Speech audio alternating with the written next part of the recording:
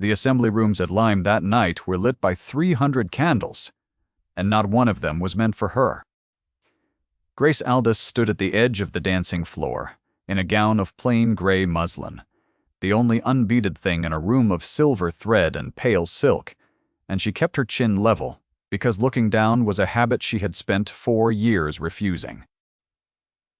Her gloves were clean. Her hair was simple. She had come because the harbor master's wife had insisted. Because a woman who owned a counting house and 3 trading vessels could not afford to be thought ashamed of company, and because she had learned that the surest way to be talked about was to stay away. She had not expected him to laugh. The man at the center of the room was tall, dressed in a coat of deep blue that fit him as though it had been cut on his body rather than for it, and when his companion leaned to murmur something behind a raised hand, his eyes found her across the candlelight, and his mouth moved into the shape of amusement. Not cruelty. Something worse almost, because cruelty at least required attention, and this was the easy contempt of a man who had decided what she was, before she had spoken a word. A fisherman's daughter. The phrase reached her the way such phrases always did, carried on the small currents of a crowded room, passed mouth to mouth, until it arrived at the person it was about. She heard it, and she did not flinch. She had been a fisherman's daughter. She had also, though no one in this room appeared to know it, spent the last year buying the debts of a shipping concern that had been bleeding money into the sea. And she had not yet decided whether to tell them. Stay with me through this one. Some stories are worth the patience, and she was about to teach a Viscount the difference between a name and a fact. What the room did not know, what she herself had folded carefully into the back of her mind where the old grief lived, was that her father had drowned within sight of these very windows, and that she had built everything she now owned out of the wreck of the morning that took him. Her father had been Thomas Aldous, and he had owned 1 boat. He had owned it outright, which in the village of Charmouth made him a man of standing, and he had taught his only daughter to read the ledger of the fish market before she could properly read anything else. Numbers had never frightened her. They were the one honest thing in a world that lied with its mouth. When he went out on a gray October morning with 2 other men and a sky that any sensible person would have read as a warning, she had stood on the shingle and watched the squall come in like a closing hand, and when it opened again, the boat was gone, and her father with it. She had been 19. She had inherited a cottage, a debt to the chandler, and a question that would not leave her, which was how a man who worked harder than any gentleman she had ever seen could die owning so little. The answer, when she found it, was the shipping trade. Not the boats themselves, but the paper around them. The contracts and the insurances and the merchant houses that took a fisherman's catch and a fisherman's life and turned both into a profit that the fisherman never saw. So, Grace had gone to the only person who would teach her, an aging clerk named Mr. Cray. Penhallow, who kept the books for half the merchants in Lyme, and who had liked her father, and she had made herself useful, and then indispensable. And then, when Mr. Penhallow's eyes failed, necessary. Oh! She kept the books for the merchant house of Renshaw and Crail. She knew, before the partners knew, that the house was failing. And when it failed, she had been ready. With 4 years of saved wages, and a banker in Exeter, who had decided against every expectation of his profession, to trust a woman who was never wrong about a figure. She owned, on the night the Viscount laughed at her, the counting house, the chandlery debt that had once been her own, turned now to her favor, and a controlling interest in 3 merchant vessels that plied the Channel trade between Lyme and the French coast and the Low Countries. 2 of those 3 vessels were chartered to the estate of a Viscount, whose family had grown careless with its accounts. She had not sought him out.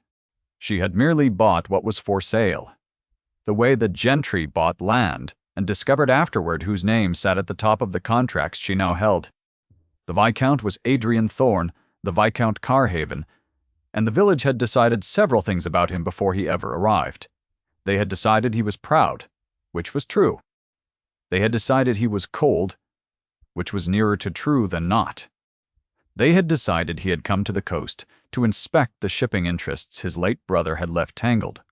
And in this, they were correct, though they did not know how tangled, or how little of it remained his. He was 38, and he had not laughed in earnest for 2 years, and the thing that came out of him in the assembly rooms had not been laughter at all so much as a reflex, the kind a man uses to keep a room at the distance he requires. He had seen a woman in gray standing alone with the posture of someone braced against a wind.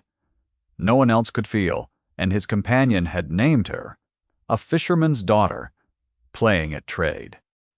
And Adrian had let his face do the easy thing, because the alternative was to admit that the woman in gray had been the first thing in the room he genuinely wanted to look at. He did not yet know her name. He did not know that the 2 ships he had ridden to the coast to save were no longer in any sense that the law would recognize his. Grace turned from him before he could see whether the laughter had landed. That was the discipline of it. A fisherman's daughter learned early that the sea did not care how she felt about it. And she had carried that lesson into the rooms of people who imagined themselves the sea. She crossed to the refreshment table, refused the offered glass of negus with a small shake of her head, and stood instead by the long windows where the candlelight gave way to the dark harbor beyond. Out there, riding at anchor, were 2 of her 3 ships. She could not see their names from here. She did not need to. A girl was crying near the window. Grace noticed her, the way she noticed everything, by counting first and feeling second.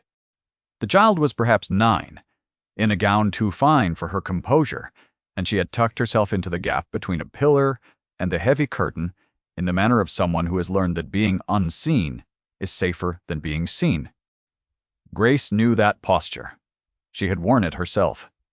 "They will find you in a moment," Grace said, not unkindly, crouching to the child's level with the ease of a woman whose knees had spent years on cottage floors. "And then there will be a great deal of fuss. Would you rather I helped you not be found, or helped you be found on your own terms?" The child stared at her. "Papa said I was to stay by the wall and not embarrass him." "Then you have done exactly as you were told," Grace said. "And the wall and I both think you have done it admirably. What is troubling you? It was a small thing, the way such things are." The child, whose name was Beatrice, had torn the hem of her gown on a chair, and she was certain that the tear was the kind of failure that gentlemen's daughters were not permitted, and she had been working herself toward a panic about it for the better part of an hour. Grace looked at the tear. She carried, as she always did, a small case of pins and thread sewn into the lining of her reticule, because a woman who could not mend her own hem could not be trusted to mend anything. She knelt on the polished floor of the lime assembly rooms in her plain gray gown, and she turned the torn hem under and pinned it, and set 3 quick stitches that would hold until morning, and she talked the whole while in a low, steady voice, about nothing in particular, the way her father had talked to a frightened animal. She did not know that the child's father had crossed half the room, looking for her. She did not know that he had stopped 3 paces back when he saw a woman in gray kneeling on the floor with his daughter's hem in her hands. She did not know that Adrian Thorne stood there and watched the woman he had laughed at do without an audience and without reward the one thing his rank and his fortune had never once managed to do for the grieving child. When Beatrice laughed at something, Grace murmured. The sound went through him like cold water. He did not speak. He withdrew before either of them saw him, and he carried the image of it out into the night, with the particular violence of a man discovering that a verdict he had passed in comfort would now have to be lived with. The next morning came in gray and clean, the harbor breathing its usual smells of tar and salt and fish, and Grace was at her counting-house desk by 7 as she was every day. The house stood at the foot of the cob, narrow and tall with a window that looked directly onto the water, and she had chosen it for that view, the way another woman might choose a house for its garden. She was reading the manifest of the Mary Read, the smallest of her 3 vessels, and the one she loved best, because it had been the first when the bell over her door announced a visitor, and she looked up to find the Viscount Carhaven filling her doorway in his blue coat with the morning behind him. He had not expected the desk. She watched him fail to expect it. He had come, she understood at once, to find the office of whoever managed the Carhaven shipping interest, and he had imagined a man, and he had found instead the woman from the assembly rooms with a pen in her hand and a ledger open before her, and the recalibration moved across his face like weather. "I am looking," he said, recovering with the speed of long practice, "for Mr. Aldous." "There is no Mr. Aldous," Grace said. "There has been no Mr. Aldous for 4 years. My father is dead, Your Grace, though I am only a miss, and you need not grace me. I am Grace Aldous. The counting-house is mine. I imagine you have come about the ships." She watched the second recalibration, larger than the first. He was quick. She gave him that. A slower man would have laughed again, or blustered, and she had braced for either. Instead, he stood very still, and his eyes went to the ledger and back to her face, and something in him that had been arranged for condescension quietly took itself apart, and arranged itself differently. "You manage the Carhaven charters," he said. "I own the Carhaven charters," she corrected, level as a calm sea. "2 of the 3 vessels your late brother contracted are held against debts I purchased from the merchant house of Renshaw and Crail when it failed in the spring. The contracts are sound. The debts are sounder. Sit down, my lord. You have ridden a long way to be told a thing you will not enjoy hearing, and you may as well hear it sitting." It was a command, and they both heard it, and the fact that it was a command issued by a fisherman's daughter to a viscount sat in the room between them like a third person. He sat. She had not expected him to sit. She moved the manifest of the Mary Read aside and drew out the file she had prepared the moment she had learned whose name was on the contracts, because she was never not prepared, and she laid the truth in front of him in figures because figures were the one honest thing. The Carhaven estate was insolvent. His brother, the previous viscount, had borrowed against the shipping income for a decade, and concealed it with the practiced ease of a man who never expected to be the one holding the account when it came due. He had died of a fever and not of honor, and left the title and the debt to a younger brother, who had spent those same years in the Peninsula campaign learning a different trade entirely. Adrian had come to the coast believing he owned a struggling concern that careful management might save. He learned in a narrow office above the water from a woman in gray that he owned almost nothing, and that the little he did own ran through her books. "You might have written this in a letter," he said when he had read it through twice. "I might have," Grace agreed. "I chose to watch your face. A letter cannot tell me whether a man means to fight me in court or work with me on the water. Your face tells me you have not yet decided. That is acceptable. You have time. The Mary Read sails Thursday, whether you decide or not." He looked at her then with an attention that had nothing of the assembly rooms in it. "You knew who I was last night. I knew whose name was on my contracts. I did not know you would laugh." She said it without heat. "A fact set down beside the other facts. It does not signify. Men have laughed at me before. The ships do not care, and neither, in the end, do I. It signified. They both knew it signified." She had learned long ago, though, to put a thing down where it could not cut her, and she put this down now, and turned the conversation to tonnage and tides. There is a particular cruelty in a small town, which is that it knows everyone's business and forgives none of it. And the business of the Viscount Carhaven and the fisherman's daughter who held his ships was the finest piece of business the season had offered. By the end of the week it had reached the ears of the Dowager.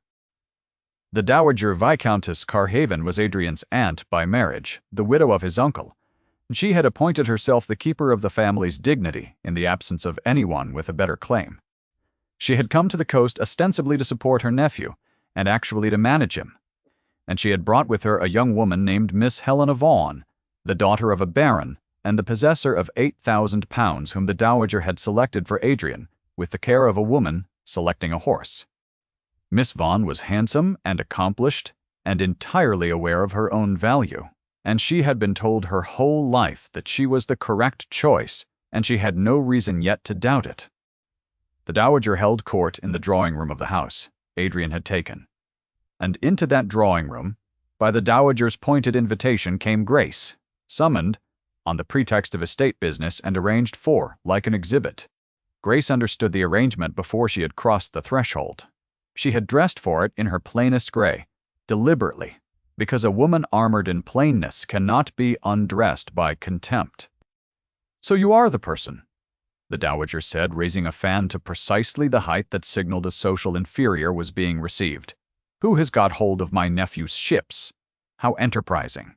I am told your father was a fisherman." "He was," Grace said. "And what was your mother?" "Dead, my lady, as is yours, I should think, given the arithmetic of years." We are none of us improved by the question. A small silence. Miss Vaughn's mouth twitched, whether in amusement or affront Grace could not tell, and did not trouble to learn. The dowager's fan descended half an inch, which was, in the language of such women, a flag of acknowledgment that the field would be harder than expected. "You are bold," the dowager said. "Bold women come to bad ends. I have seen it many times. A creature of your station ought to consider before she presumes too far, how very far there is to fall." She turned to her nephew, who stood by the window with his face arranged in the careful blankness Grace was beginning to recognize as the thing he did, instead of feeling. "Adrian, surely the lawyers can untangle this. One does not let a draper's bill stand, and one certainly does not let a fishwife's." The word was meant to land, and it landed, though not where it was aimed. Grace felt it strike and pass through the old word, the one the village had thrown at her mother and at her and at every woman who worked the nets and the markets, and she let it pass through because she had built a counting-house out of the place it would otherwise have lodged. Even so, she saw Adrian's hand close on the back of the chair beside him, the knuckles whitening. And she filed that away with the other facts, because the body does not lie even when the face has been trained to. "The contracts are sound, Aunt," Adrian said, and his voice was level, and it cost him something to keep it level. "I have read them. Miss Aldous has dealt with the estate honestly, which is more than my brother did. There is nothing for the lawyers to untangle." "Then you are a fool," the dowager said pleasantly. "And your brother, God rest him, was the last sensible man this family produced." Grace took her leave shortly after. Business concluded, dignity intact, the word fishwife following her down the stairs and out into the salt air where it could not survive. She walked back along the cob, with the wind off the water pulling at her bonnet, and she did not allow herself to think about the whitened knuckles, because a woman who let herself hope was a woman who had handed someone a weapon. The work continued, because the sea does not pause for drawing rooms. Through the back half of October, Grace and the Viscount found themselves thrown together by the ordinary business of ships, and the throwing together did the thing it always does. He came to the counting-house at first on pretexts, and then without them. He learned the ledgers from her sitting at the corner of her desk with his coat off and his cravat loosened, in a way the dowager would have called ruinous, and she discovered that beneath the trained coldness was a mind that worked the way hers did, by counting first and trusting numbers more than people. He was, she realized, a man who had been disappointed by people so thoroughly that he had retreated into a discipline that looked like contempt, and the discovery of it made her careful because she understood it too well. He gave her commands which she found she did not mind from him, the way she would have minded them from any other man, because his commands were always the wrong shape for orders and the right shape for care. "Come away from the window, the draft is on you. Eat something. You have not eaten since morning. I have watched. Sit down. You have been standing since the tide turned." She heard the commands, and her body heard what was underneath them. The warmth of a man who did not know how to say a soft thing and so said a hard thing gently. And her body began to do the thing she had not permitted it to do in 4 years, which was to know where he was in a room without looking. The midpoint of all this came on a gray afternoon, when the Mary Reed sat at the cob taking on cargo, and Grace found the Viscount standing at the rail looking at nothing, his hand pressed flat against the breast of his coat where, she would learn, a thing was kept.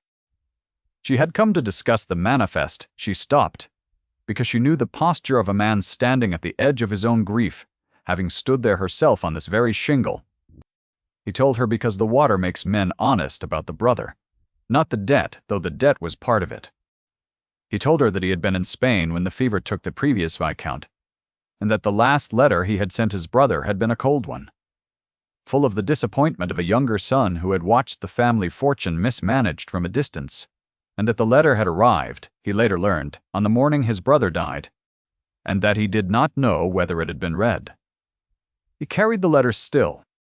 He had taken it back from his brother's papers, the cold letter returned to him unanswered, and he kept it against his chest like a stone he had chosen to swallow. "I came here to save what he ruined," Adrian said, the words level and terrible. "I find I cannot even do that. The one thing left to me is to manage the wreck honestly, and I cannot manage it at all, because it belongs to you." Grace did not offer him comfort, because comfort was an insult to a grief that size. She offered him a fact instead, which was the only currency she trusted. "The Mary Reed was my father's kind of boat," she said. "Smaller than these. He drowned off this cob 4 years ago, come October, in sight of the windows where your aunt receives her guests. I built everything I own out of the morning that took him. I did not forgive the sea. I learned it instead. You will not save what your brother ruined, my lord. You will build something else out of the wreck, because that is the only thing the wreck is good for. And you will not do it by holding a cold letter against your chest until it kills you." He looked at her as though she had reached into him and named the thing he had not let himself name. The wind came off the water. Neither of them moved, and the not moving was its own kind of touch. The distance between them holding a charge that proper distance is not supposed to hold, and Grace was aware of his breath, and her own in the precise foot of gray afternoon air that separated his hand from hers on the rail. He moved his hand, not to hers, toward hers, and then he stopped, the way a man stops at the edge of a thing that cannot be unmade, and the stopping was louder than any touch would have been. "I should not," he said. "No," she agreed. "You should not." Neither of them meant it, and the meaning, it anyway, was the most honest thing that had passed between them. If you have ever waited for someone to see you as you are, you know the particular ache of this part of the story. Hold on to it. The seeing, when it comes, is worth the wait. It was the dowager who forced the matter, as such women do, by mistaking the board for the game. She had watched her nephew spend his autumn in a counting house, and she had drawn the obvious and incorrect conclusion, which was that the fisherman's daughter had set a trap of the usual female kind, and she resolved to spring it before it closed. She arranged a dinner. 30 covers, the Baron and Miss Vaughan at the head.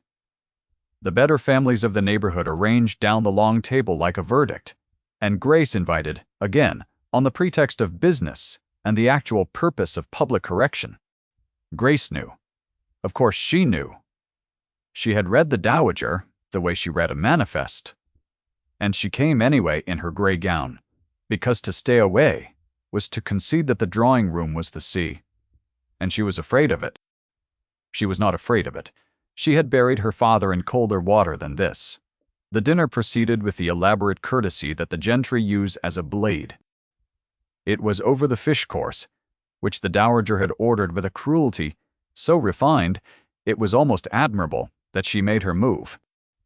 She turned the conversation, by practiced degrees, to the subject of trade, and from trade to the unfortunate modern fashion of persons rising above their station, and from there, with the table's attention gathered like a held breath, to Grace. "Miss Aldous will correct me if I misremember," the dowager said, smiling, "but I am told your father was lost at sea, a fisherman. One does feel for these people." though one cannot help observing that had he stayed within his proper sphere, he might have kept his life, as well as his place. There is a kind of person, you see, who reaches always for the thing above her. And the sea, like society, has a way of correcting the overreach. It was the third time. Grace heard it as the third time. The dismissal of her father and her station and her right to the air she breathed, voiced now before 30 people in a dining room with the candlelight catching the dowager's diamonds. And it was the cruelest of the three because it reached past her and into the water and took hold of the dead. The table waited. Miss Vaughn looked at her plate. And Grace, who had let the word pass through her twice because the ships did not care, found that this time the ships had nothing to do with it. She set down her fork. She did not raise her voice, because her father had taught her that the sea was loudest just before it was most dangerous, and that the strongest thing was the quiet one. "My father," she said into the held silence, "went out in weather he could read, because 3 families would not eat if he stayed home, and he drowned, doing the work that put the fish on the plate your ladyship has just used. To insult him. He did not overreach.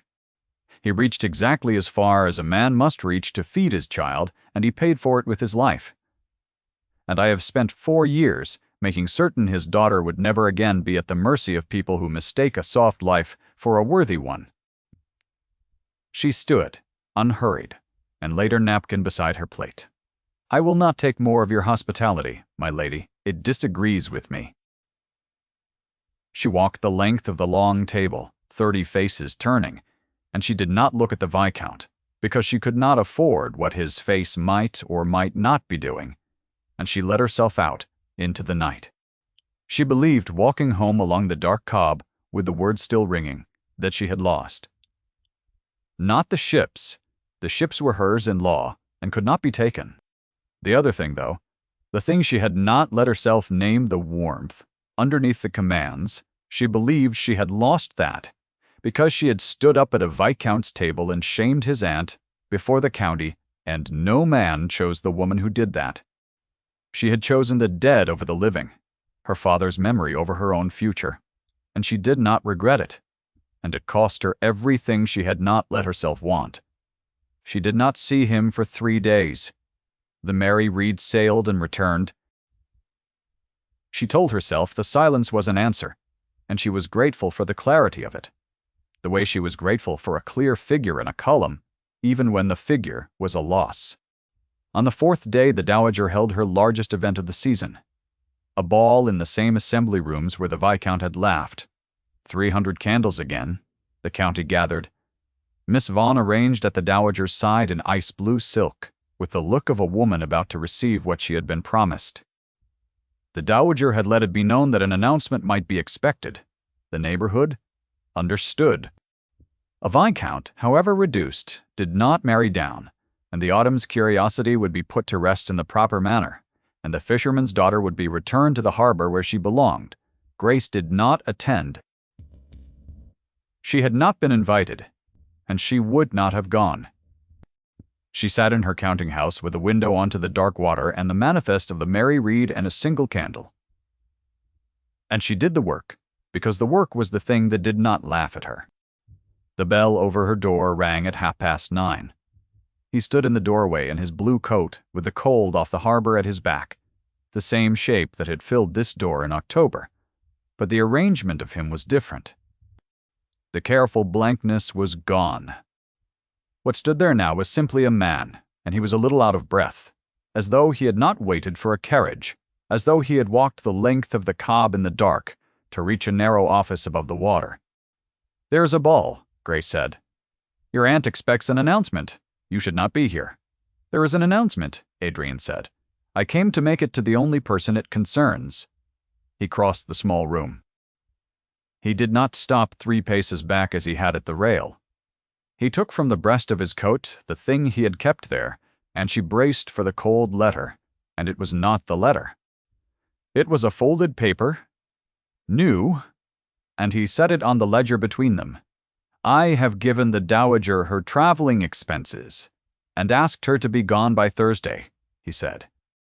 "Miss Vaughn will marry a man who wants her. which is not, and was never me. And I have come to ask you, in a counting house at 9:30, with no county watching and nothing to gain, because I find I do not want anything I would gain. I want the woman who knelt on a ballroom floor to mend a child's hem when she thought no one could see. Grace looked at the folded paper and did not touch it. "You laughed at me," she said. "I did." "It was the last cowardly thing I have permitted myself. I laughed because you were the first thing in 2 years I wanted to look at, and I did not know how to want anything, and so I made it small." He did not reach for her. He stood at the edge of the desk with his hands at his sides, a man who issued commands and had run out of them. "I am not asking you to forgive the laugh. I am asking you to let me spend the rest of my life proving it wrong." She understood then what the announcement was and what it would cost him, and that he had chosen the counting house over the ballroom on purpose. Because a man who proposes in front of the county is performing, and a man who proposes in a narrow office above the water at 9:30 is only telling the truth. She thought of her father, who had taught her that the quiet thing was the one that carried.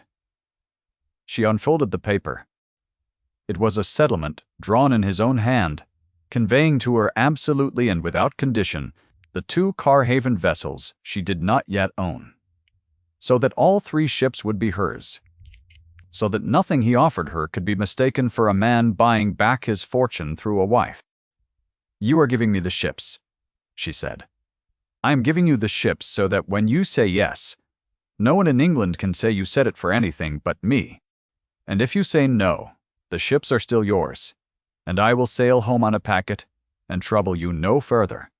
His voice did not quite stay level. "Say it either way. I have found I can bear most things. I cannot bear the not knowing." Grace stood. The candle guttered. She crossed the foot of gray air that had separated his hand from hers at the rail in October, and this time neither of them stopped. She put her hand flat against the breast of his coat where the cold letter had lived, and she felt his heart going hard and fast under it, the body telling the truth. The trained face never could, and she said the thing she had not let herself want to say in 4 years. "Yes," she said, "but the Mary Read stays in my name. I do not part with my father's kind of boat for any man living." "I would not ask you to," he said. And the thing that came out of him then was laughter, real laughter. The first in 2 years, and it was nothing at all like the sound in the assembly rooms. The county learned of it the following week, in the proper manner, and entirely too late to prevent it. The dowager departed on Thursday as instructed, her dignity arranged about her like a traveling cloak, and she said to no one in particular at the posting inn that she had always known the boy was a fool, and then she got into the carriage and was gone, corrected rather than destroyed, which was all the correcting such women ever truly received. Miss Vaughan, freed from a promise she had not chosen, married within the year a cheerful gentleman with a smaller fortune and a warmer face, and was happier than the dowager's plan would ever have made her. The neighborhood adjusted, the way neighborhoods do, and within a season the story had reshaped itself into the version they preferred, in which they had all seen it coming. Grace and Adrian were married quietly at the church above the harbor with the water visible through the open doors and the gulls loud over the cob, and Beatrice walked ahead scattering the last of the autumn roses, and was not told to stay by any wall. By the following spring, the counting house at the foot of the cob had a second desk in it, and the 2 of them worked the ledgers side by side with the window open to the water, and the 3 ships sailed under a flag that bore her father's initials, because she had insisted. And Adrian had not only agreed, but had it cut into the new figurehead of the largest vessel without telling her, so that she found it there one morning and had to turn away to the rail for a moment before she could speak. "On the evening I want to leave you, with the fire was lit in the small parlor above the counting house, and the snow that comes rarely to that soft coast had come, and it fell past the window onto the dark water where 2 of the 3 ships rode at anchor with their lamps lit."